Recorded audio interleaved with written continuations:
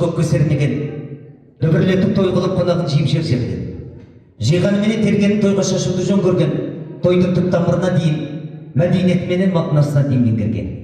Еңсесін той менен көтерген, тектілігі терең, ептілігі ерең, қазаны қайнаулы, бордақсы байлаулы тойшылық қауым. Бүгінгі құлақ асып той жасап отырған, гүлсері даясылдан ормақ тапқан Ақжолық анамыздың 18 жас мерейтойы құтты болсын. Бір шапалақ ұрып қошемет деп қойыңыздар кәнекей.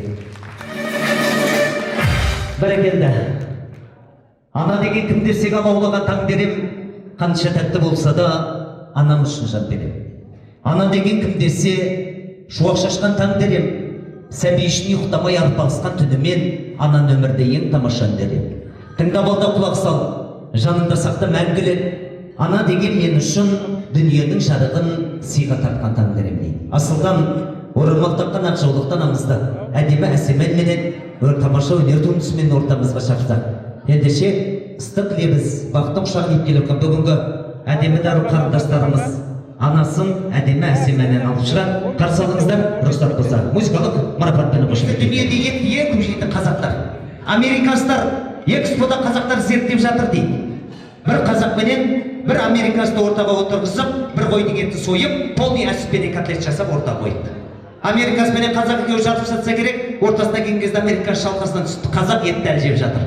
3 котлет қалған кезде қасыма апам келіп айтып жатыр дейді, 3 котлет қалып жеп қойса еді. Сөйтсе апа 3 котлетін қайдам, кешегі сойған қойдың басы қайда. Мынау енді сойған қой емес, аттың үлкен шекесі алтыларса. Енді қазір біртіндеп суретті шығарамыз. Сол есім, адамның атын табу керек, қазақтың есімі.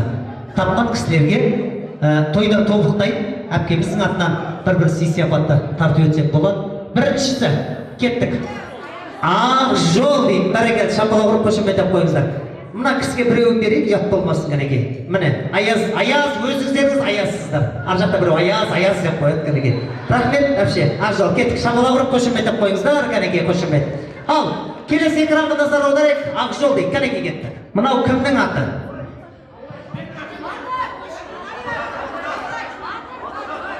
Келіңіз әпше.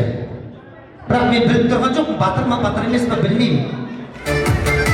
Қошемет кәнекей. Ал, сол жауабын көрейік, рұқсат болса. Батырхан, егер жобалады, шапалақ ұрып қошемет деп қойыңыздар, кәнекей рұқсат болса. Ал, әпше, бір ән сізге рұқсат болса. Кім айтқанын білейік, кәнекей. Қандай ән?